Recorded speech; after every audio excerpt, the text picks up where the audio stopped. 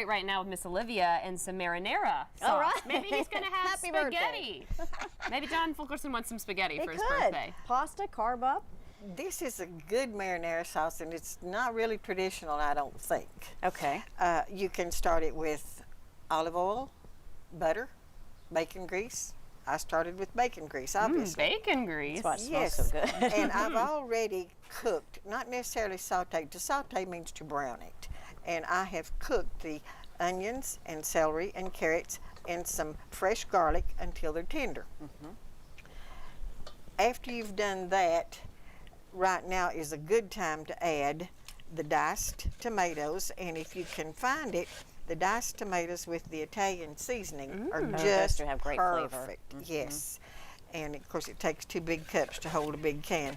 If you don't have the Italian seasoning, do you just add a little bit of your own? Exactly. The spice cabinet? Yes, you sure do. And it's the Italian seasoning blend, and I have a really good one that I enjoy using.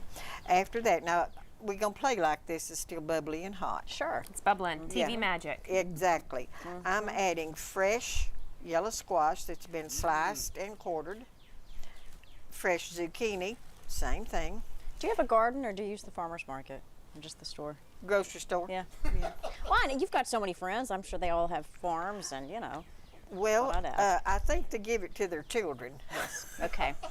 They don't share with Miss Olivia. Next time, Well, share with there's Miss no Olivia. All leftovers. of you friends of the Miss truth Olivia's is, that have farms and fresh produce. I only used 1 zucchini and 1 yellow Okay. squash. That's not hardly worth a trip from the farm. That's true. So, but I know all I'd have to do is just ask, and they'd be truckloads in my parking lot. This is a real thick, kind of chunky sauce. It is. Now, at this point, you can add vegetable broth, chicken broth, beef broth, bring it up to whatever liquidy you would like it to be. When I served it last week, I brought it up with chicken broth and added store-bought from the refrigerator section cheese stuffed raviolis.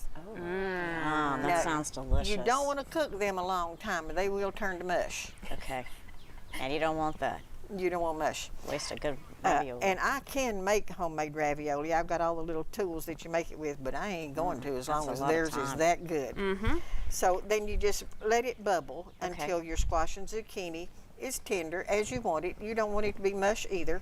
And then you can put it over any kind of pasta. You can make or buy meatballs and use that.